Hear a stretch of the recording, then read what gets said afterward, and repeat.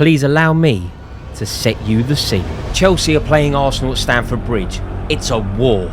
Former players now seen as Judas Iscariot type figures. Chelsea have a pitiful record against Arsenal in recent years, and therefore hate fills the London air. It's a London derby with so much at stake for both sides. Then, halfway through the first half, I remember having this visceral reaction as an Arsenal player smashed through and violently fouled Moises Caicedo. It was a hostile tackle, a venomous challenge, hatred, the kind of impact that comes with a statement. Moises Caicedo is not only a wonderful footballer, but he is our enforcer, and he just got launched to the floor. Now at the time I'm fuming.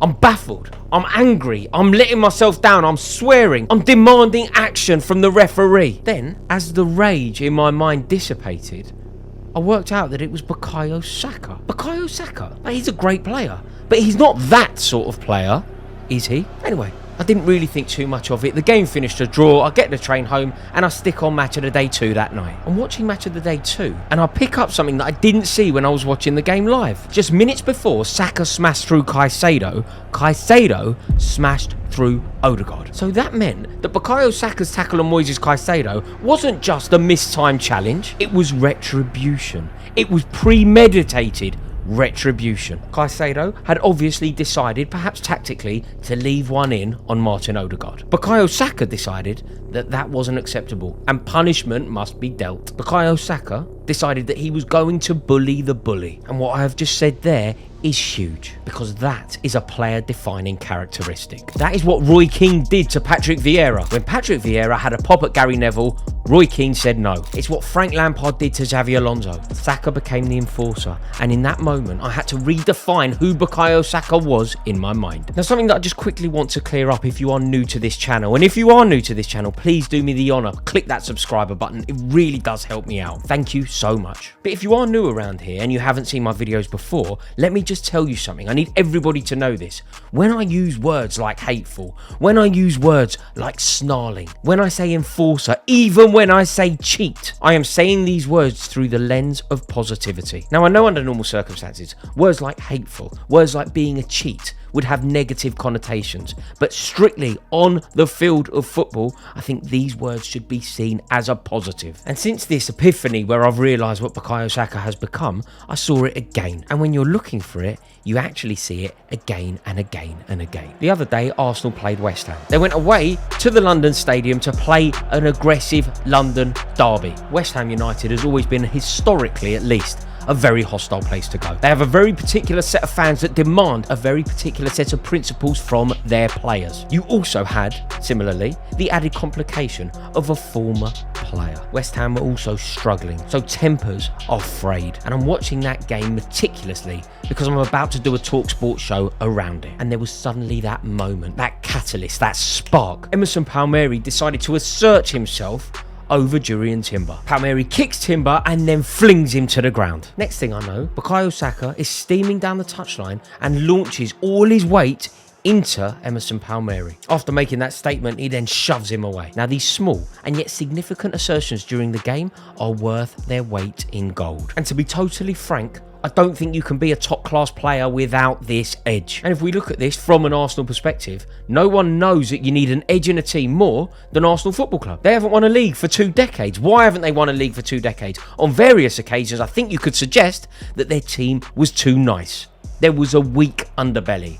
There was some incredibly gifted footballers, but they weren't quite the material to get over the line because they didn't have that nasty side. The last Arsenal team that won the league, they most certainly had it. That team from 20 years ago, as glorious as they were rugged, robust, hateful footballers. From 1 to 11, hateful winners. And it wasn't just the obvious. It wasn't just Ashley Cole or Lauren or Martin Keown. It was the most glorious players on the pitch. The most dazzling, world-class players within that team were about as snide as they could be. Robert Pires, one of the best left-sided players that has ever played in the Premier League, was 1/3 of the best left side that we have ever seen in the Premier League. Ashley Cole, Robert Pires and Thierry Henry running that left channel is the best left side that the Premier League has ever seen. Pires famous for his vision, for his goals, that lob against Aston Villa. But Pires was odious, loathsome, nasty. And again, I reiterate, I use those words in the most positive of ways. And I remember hearing Danny Mills talking about Robert Pires. Pires wound him up. Pires was too good a player for Mills that Mills reacted and did his best to cut Pires in half. 2 minutes later, what happens? Danny Mills is on the floor and is ultimately carried off because Dennis Bergkamp left one in on him. And Bergkamp is another great example to use here. Dennis Bergkamp is one of the most adept and beautiful footballers that the world has ever seen. His collection of goals is possibly the best individual collection of goals that anyone has ever scored. True beauty, poetry, it's actual majesty with regards to Dennis Bergkamp, isn't it? But he was one of the most savage and fierce footballers in that team, comparable to Jens Lehmann or Patrick Vieira. And look, I think the point is made. But if you think that Thierry Henry didn't have an edge to his game, trust me, he did. But that is what Bukayo Saka is now. He's a ferocious and terrifying footballer, and the days of him being seen as a little chilly, as they used to call him endearingly at Arsenal, are long over. I feel like that little chilly nickname has basically gone anyway. Primarily because there is nothing little about him. This evolution of Bukayo Saka that is part of his mentality is also part of his physicality. He's a man. He's growing. He's stronger. He's ready to be the main man in a team. But little chilly basically feels inappropriate now, doesn't it? Because he is so big. Similarly, Starboy. I feel like he's got bigger than that. There's nothing boyish about him anymore. He has grown. But I also think he has decided to take on more responsibility. When you think about how good Bukayo Saka has been for 5 years now, he was a key player for England when we lost at Wembley. That does feel like a long time ago.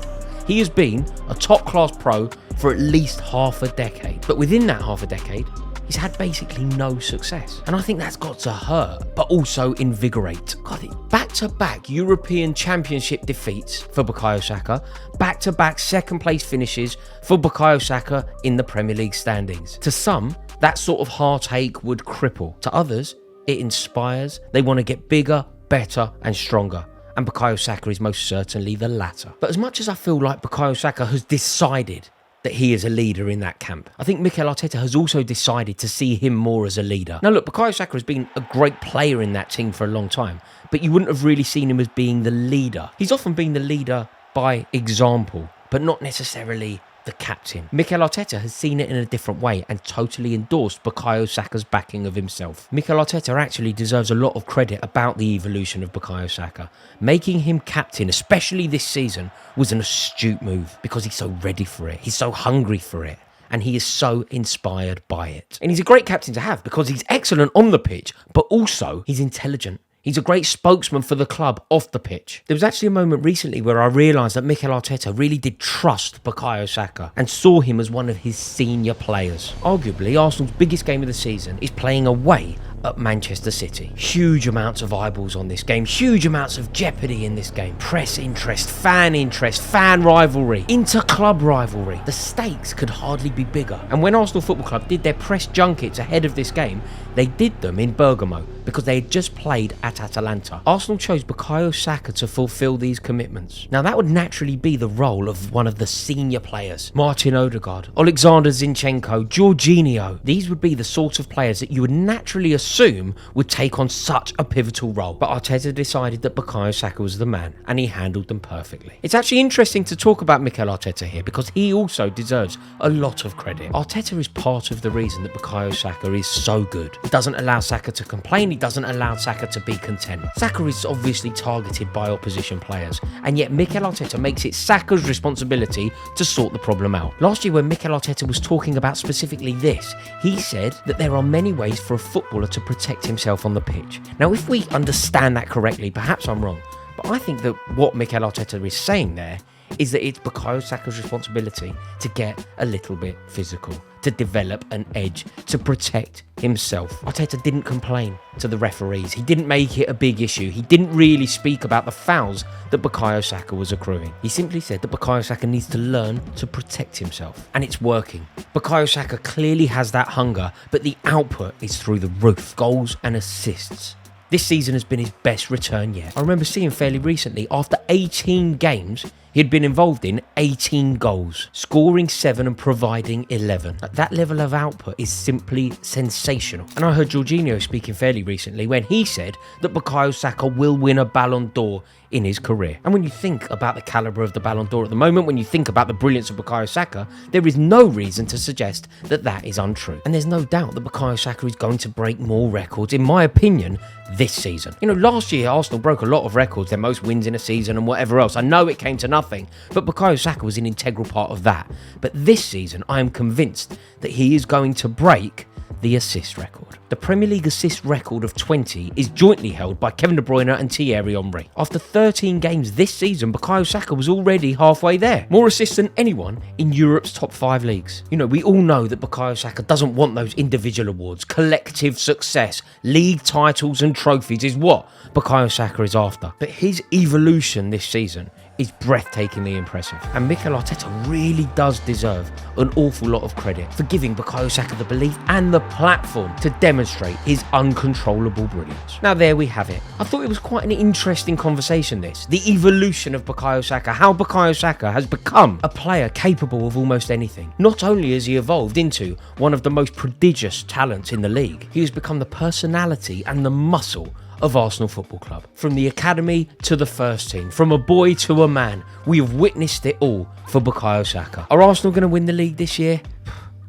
Who knows? But if they do, it will be because their star boy has turned into the main man. Right, there we have it. Thank you all so much for watching this video. I really do hope you've enjoyed it. I did a video on Arsenal the other day, and in that video, it sort of dawned on me that Bukayo Saka has become this player. So I asked you, give the video a like if you want to see this video made, so I appreciate it. You are the producers of this channel, and I thoroughly appreciate it. I'm really interested to hear your thoughts, so do let me know in the comments below. And if you have enjoyed this video, please give it a like, and please click subscribe. It would be my honour to welcome you into this community. Thank you all so much. Have a wonderful day.